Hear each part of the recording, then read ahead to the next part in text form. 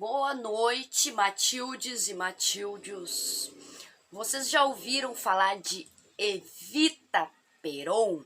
Eva Peron, a mãe dos pobres, a mãe dos descamisados da Argentina, a mulher mais amada e mais odiada de toda a história da Argentina?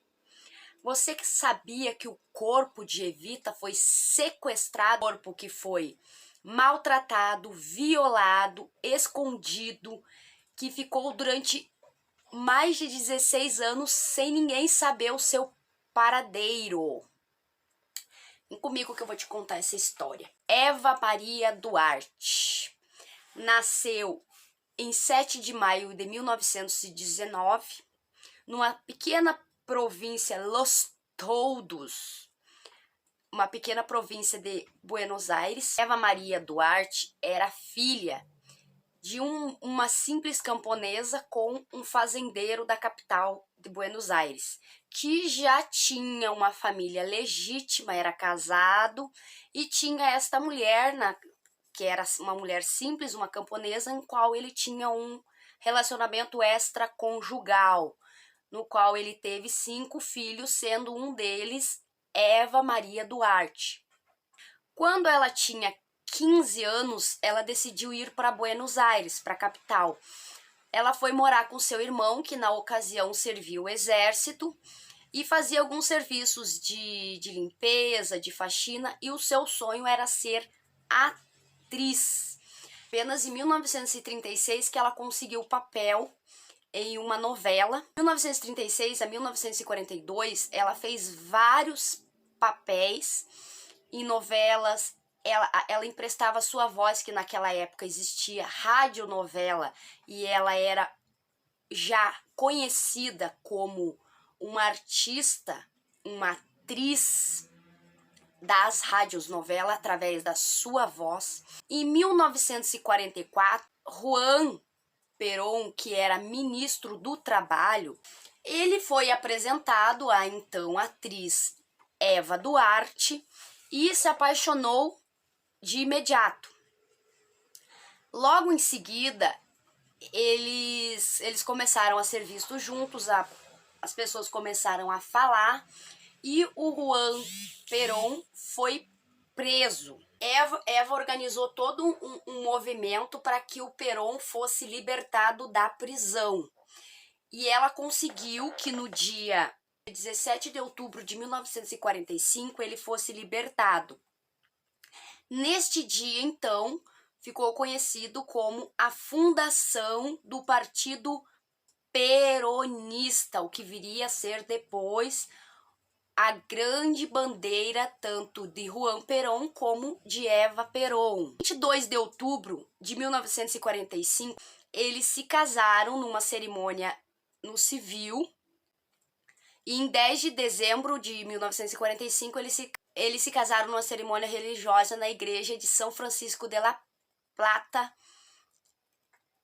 Eva, então, com 24 anos, e Juan Perón, que nesta ocasião, após a sua libertação, havia se tornado vice-presidente da Argentina, com 48 anos.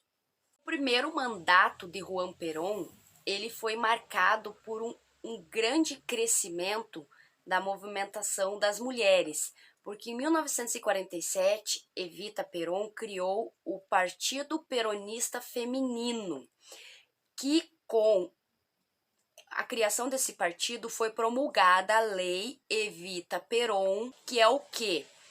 A permissão de toda e qualquer pessoa poder votar. Porque até então, apenas algumas pessoas, uma parcela bem restrita da sociedade da Argentina poderia votar. Basicamente, homens brancos e ricos.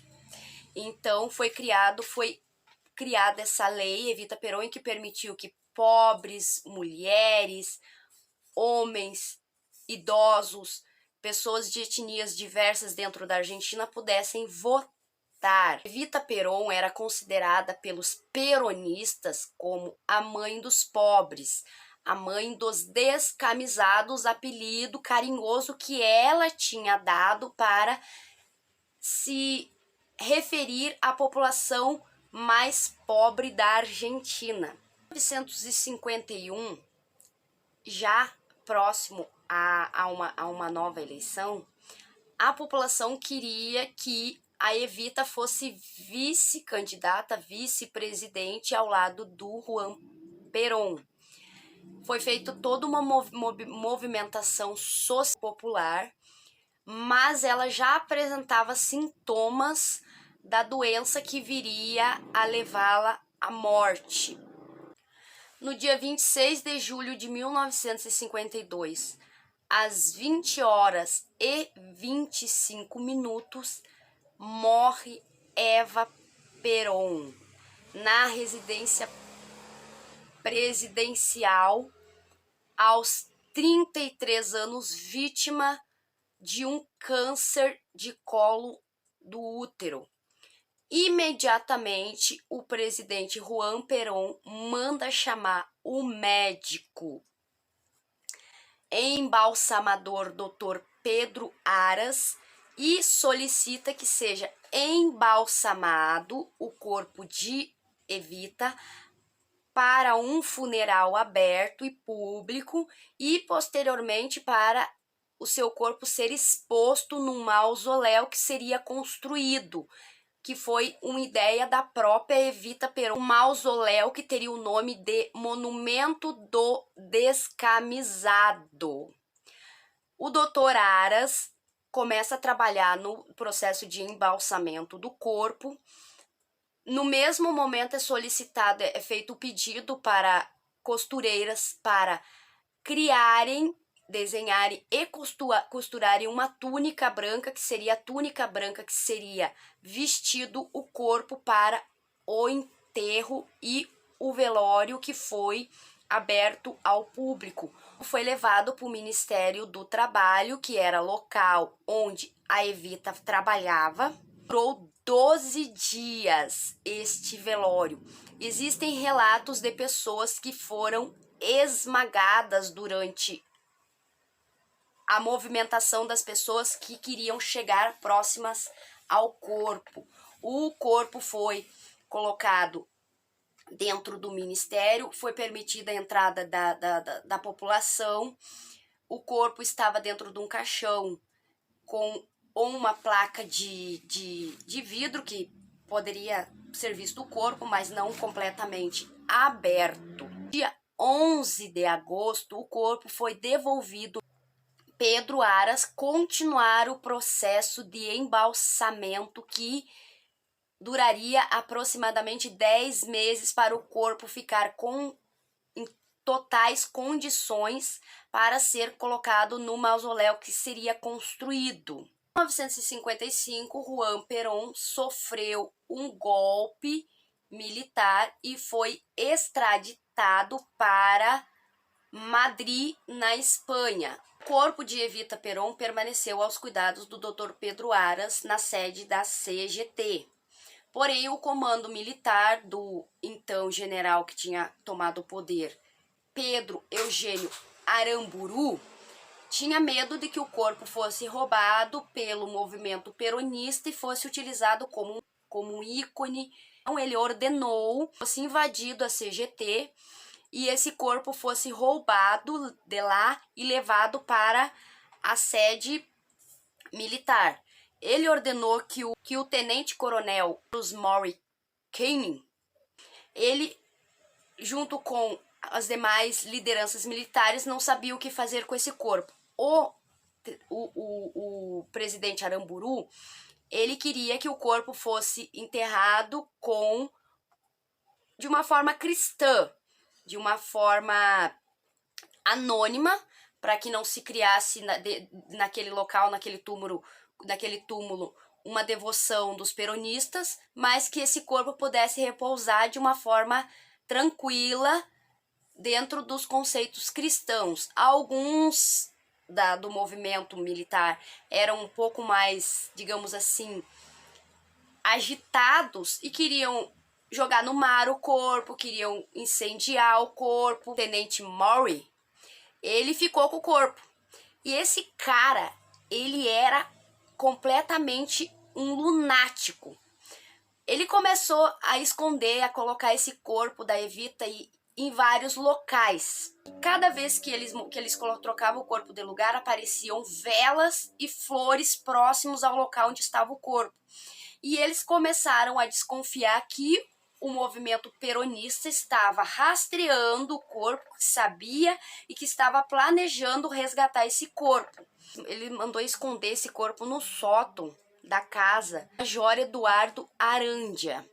E este major, ele ficou um pouco assim impressionado com aquele corpo, que eu acho que não deve ser muito agradável ter um corpo dentro de casa, né? Numa determinada noite, ele acordou com barulho próximo à sua casa e ele levantou da cama super assustado e no escuro ele viu um vulto se movimentando e ele teve certeza que eram os peronistas que tinham invadido a sua casa e queriam resgatar esse corpo. E ele simplesmente descarregou a sua arma. E quando ele finalmente ligou a luz, ele percebeu que ele tinha matado a esposa grávida. Após o episódio, Eduardo Arandia matar a sua esposa, achando por engano, achando que era uma invasão dos peronistas, o corpo de Evita Peron foi levado para uma pequena sala, um arquivo que ficava ao lado da sala do Corey, e foi colocado em pé, numa caixa comum. E o Corey permaneceu com esta obsessão pelo corpo e ele mostrava esse corpo para as pessoas. O Corey mostrou esse corpo para uma amiga chamada Maria Luísa Benberg, que depois, muito tempo depois, tornou-se uma jornalista premiada na Argentina, que esta moça era de uma família rica e influente da Argentina e possuía alguns amigos da família que eram do alto escalão do exército. E esta moça foi e contou para um desses amigos que o Corey estava com o corpo da Evita num quartinho do lado do seu escritório, em posição vertical, numa caixa, e que ele mostrava isso como se fosse, olha o livro novo que eu comprei. Essas informações chegaram ao presidente Aramburu, que ficou completamente descontente das suas ordens terem sido desobedecidas, junto com outras informações que chegaram também das coisas que o Corey fez com o corpo da Evita. Ele simplesmente extraditou o Corey para a Patagônia, e aí, né, o Héctor Cabanillas, que fizesse um enterro deste corpo. Em 1957, veja bem, a Evita faleceu em 52, então já fazia 5 anos que o corpo estava saracoteando para lá e para cá. Em 1957, Héctor Cabanillas organizou uma operação que ficou conhecida como Operação Transferência. Tinham medo de deixar esse corpo dentro da Argentina. Então, o que o Héctor Cabanillas fez? Ele entrou em contato com o Vaticano e solicitou a ajuda do Papa. O Papa, então, enviou um assessor até a Argentina que fez toda uma maracutaia, digamos assim. Esse assessor especial do Papa, ele comprou um túmulo num cemitério na Itália, mais precisamente em Milão, cemitério comunal Maggiore, e ele fez uma documentação do corpo de Evita Peron para ser transladado para Milão, como se fosse o corpo de uma viúva italiana que tinha morrido e que o corpo estava sendo levado de volta para sua terra natal, a Itália. Então, o corpo de Evita Peron, em 1957, saiu de navio para Milão com a documentação de Maria Magistris, uma viúva italiana, e foi levado de navio até Milão. Quando o navio atracou no porto de Milão, tinha uma maçaroca de gente lá.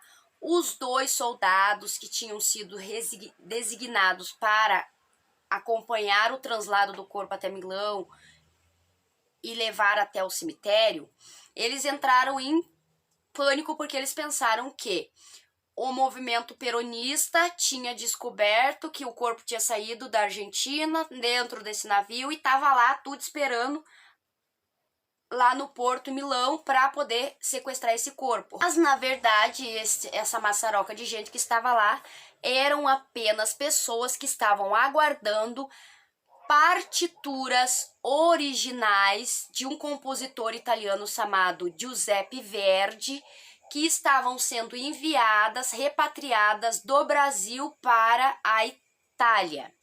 O corpo de Evita Peron ficou 14 anos enterrado sobre uma lápide falsa. Em 1970, o atual presidente da Argentina, Alejandro Lanusse, ele fez uma proposta para o antigo presidente Juan Perón, que estava extraditado para a Argentina, porque o movimento peronista estava tomando muita forma e tal e coisa, e ele, da proposta de Juan Perón retornar para a Argentina, ele ofereceu a devolução do corpo de Evita Peron para Juan Perón. O presidente então solicitou a Héctor Cabanillas, que ainda estava no exército, ainda estava na ativa e sabia, era o único que sabia o paradeiro deste corpo, que iniciasse a operação de devolução do corpo de Evita Peron para o seu marido Juan Perón lá em Madrid. Em 1971, o corpo foi desenterrado do cemitério em Milão e foi transportado de carro até a residência de Juan Perón e Isabel Perón, que era sua atual esposa. O corpo de Evita estava com aproximadamente 25 ferimentos pós-mortem, ou seja, ferimentos ocasionados depois da morte. A orelha estava cortada, haviam rasgos na testa, na bochecha, a maçã do rosto estava quebrada, os seus pés estavam completamente deformados devido o corpo ter ficado durante um período na vertical, sustentando o peso inteiro do corpo. O Juan Perón, ele ficou completamente estarrecido com essas informações, mas ele precisava retornar à Argentina conforme o acordo que ele tinha feito com o presidente. E ele viajou novamente para a Argentina e deixou a sua esposa Isabel Perón aos cuidados do corpo da Evita Peron. E aí que entra mais umas aspas bem gigantes e, diga-se de passagem, monstruosas na história do corpo dessa pobre, dessa mulher.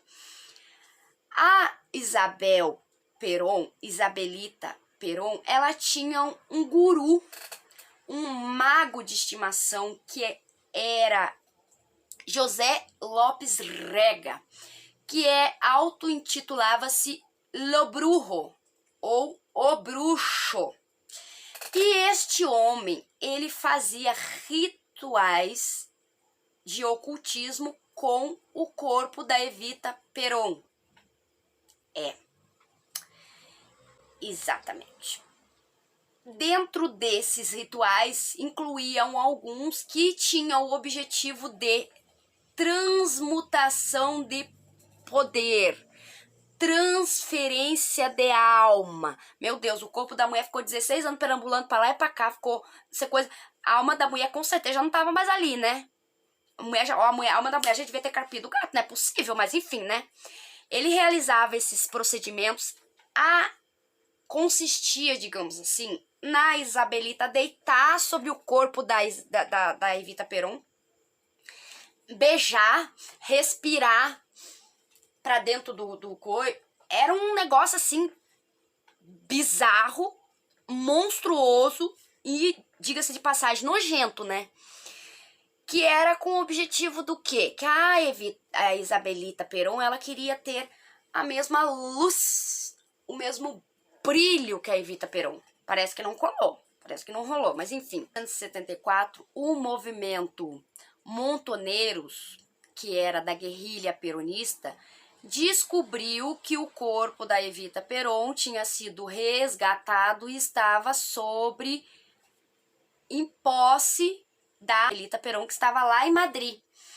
E este movimento ele fez o que? Ele sequestrou o corpo do antigo presidente Aramburu, que eles mesmos tinham matado, porque eles sequestraram, lembra que eles sequestraram o homem, que eles queriam saber onde é que estava o corpo da mulher, o homem disse que não sabia, eles mataram o homem, então eles sequestraram o corpo do presidente e disseram assim, a gente devolve o corpo do presidente de vocês se vocês devolverem o corpo da Evita para a Argentina.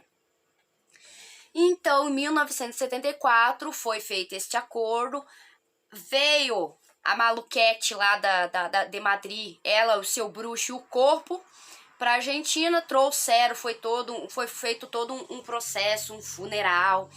Só que o Juan Perón já tinha morrido. O Juan Perón morreu em 1973. O corpo só chegou em 1974 na Argentina, com a maluquete lá e o seu bruxo. E aí eles fizeram todo esse processo de funeral e tal e coisa. E aí quando chegou na Argentina, eles chamaram um taxaurador de corpos, chamado Isaac Telechoa, para que ele fizesse a restauração do corpo de Evita. Tem também um vídeo da TV Argentina, que eu vou deixar aqui o link também, dos relatos, do relatório, das fotos da situação que estava o corpo da pobre da coitada da mulher. O corpo da mulher estava todo escangalhado.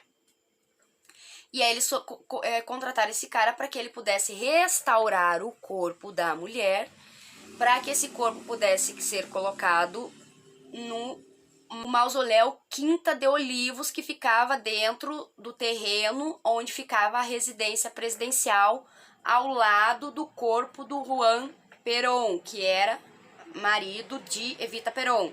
Depois Isabelita, enfim, né? Nessa altura o campeonato não era marido mais de ninguém, né? Porque tava lá morto. E a Isabelita Perón, ela era presidente da Argentina. Por quê? Porque o marido dela tinha morrido e ela era vice dele. E o governo dela não foi assim, não deu a liga. Ela pode ter feito um monte de maracutaia, de coisa lá com o corpo da mulher, não deu a liga não. E em 1976, ela caiu. Intervenção militar, foi tomado o comando novamente pelo exército. Só que dessa vez o comando que assumiu, o exército que assumiu, eram pessoas, eu acho que um pouco mais decentes. E eles pegaram o corpo de Evita Perón e entregaram para a família materna dela, que na ocasião apenas as irmãs, sobrinhos, cunhados e alguns estavam vivos. E este corpo finalmente pôde repousar, descansar, pôde finalmente ter um pouco de sossego a 8 metros debaixo da terra, no mausoléu da família Duarte, que fica no cemitério da Recoleta, em Buenos Aires, na Argentina. E o túmulo da Evita Perón é um dos túmulos mais visitados do cemitério da Recoleta. As pessoas deixam flores, deixam velas. Ela é, com certeza, a mulher mais amada, mas também a mais odiada da Argentina. Em 1997 foi iniciada uma investigação jornalística bastante aprofundada pelo jornalista Tomás Eloy Martínez. Estava levantando material para lançar um documentário Santa Evita. E o Eloy Martínez, ele entrevistou algumas pessoas que participaram desse processo de pós-mortem de Evita Perón. Uma dessas pessoas foi o próprio Heitor Cabanillas, que foi quem fez o processo de trasladar o corpo da Argentina para Milão. E o Heitor Cabanillas, ele confirmou algumas informações que até então era sigilo, ninguém sabia, de coisas que tinham acontecido com o corpo de Evita.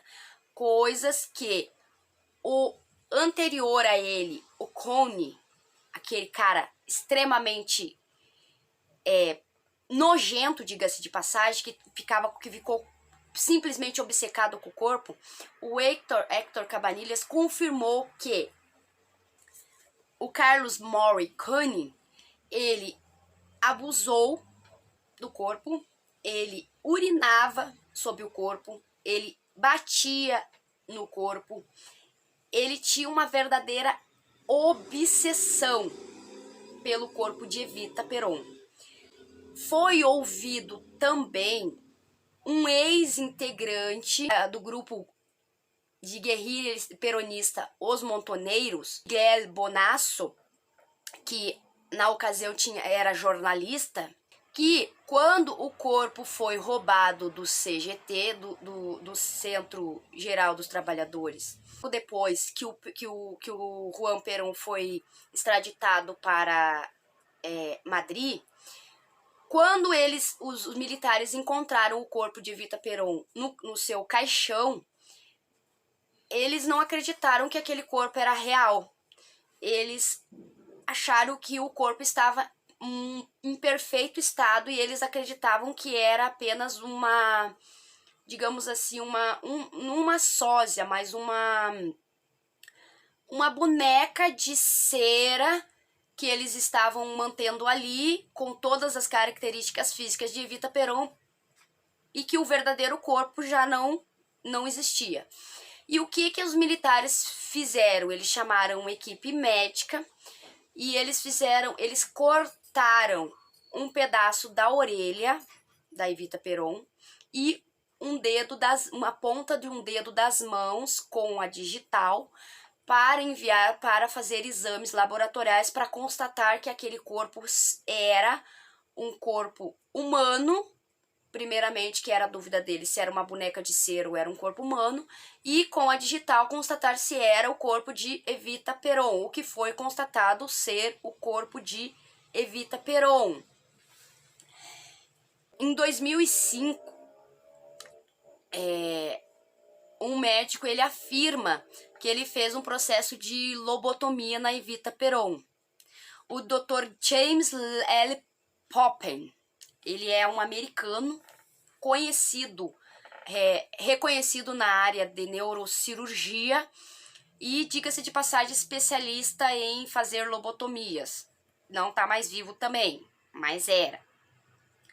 E esta informação, ela condiz com um raio-x que foi feito pela equipe militar quando eles mandaram fazer os exames para constatar se o corpo que estava lá no CGT era o corpo de Evita Peron, que eles cortaram a orelha, que eles cortaram o dedo.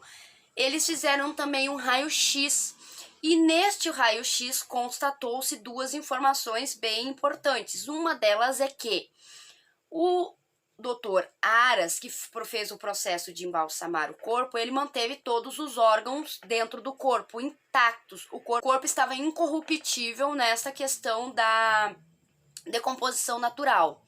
E neste mesmo raio-x foi percebido duas pequenas perfurações na região do crânio aqui, o que casa exatamente com a informação que apenas em 2005 foi levada a público de que a Evita Peron tinha sofrido uma cirurgia de lobotomia. Foi ouvida também pessoas quando foi montado esse documentário, pessoas próximas a ela, pessoas que trabalhavam na casa presidencial na época, que o tratar, o linguajar, a maneira como ela se portava nos últimos meses da sua vida condiziam bastante com uma pessoa que foi lobotomizada.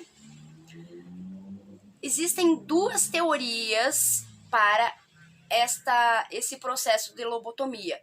Uma delas é mais aceita, pessoas que fizeram o documentário, e foi feito o processo de lobotomia para tentar conter as dores que ela sentia devido ao câncer avançado. Porém, há uma outra teoria de que foi o seu marido, Perón, presidente da Argentina na ocasião, que mandou fazer essa lobotomia nela sem a permissão dela para que ela baixasse a poeira, para que ela se acalmasse, porque ele achava que ela era muito... que ela tinha muita imposição. Em junho de 2022 saiu um documentário, saiu uma minissérie, na verdade, na Star+, Santa Evita, que parece que causou um murmurinho lá pela Argentina dos peronistas, porque na série é tratado, é narrado e não aparece de forma bem explícita, mas fica bastante subentendido a relação íntima, digamos assim, que o Cunningham cria com aquele corpo e as coisas que ele acaba fazendo com aquele corpo. E o movimento peronista, que ainda é muito forte, muito vivo na Argentina, ele ficou assim bastante incomodado com a série, porque eles sabem, todo mundo sabe dessa história, mas eles acham que a maneira como foi tratada na série, como foi narrada na série, essa questão, digamos assim, essa obsessão um tanto quanto sexual do general lá, Cunningham, que estava com o corpo, saiu um pouco do contexto da real importância do corpo. Mas enfim, a série saiu agora em junho, Santa Evita. Galera gostou, tem uma galera que não gostou, mas saiu. E este é mais um vídeo do canal Caiu na Boca de Matilde. Agradeço a todos aqueles que assistem, que acompanham, peçam que se puder ajudar, se puder compartilhar, comentar, deixar seu like, mandar para um amigo, se inscrever aqui no canal. Agradeço mais uma vez por mais um vídeo do Sexta História. Lembrando que Caiu na Boca de Matilde virou assunto.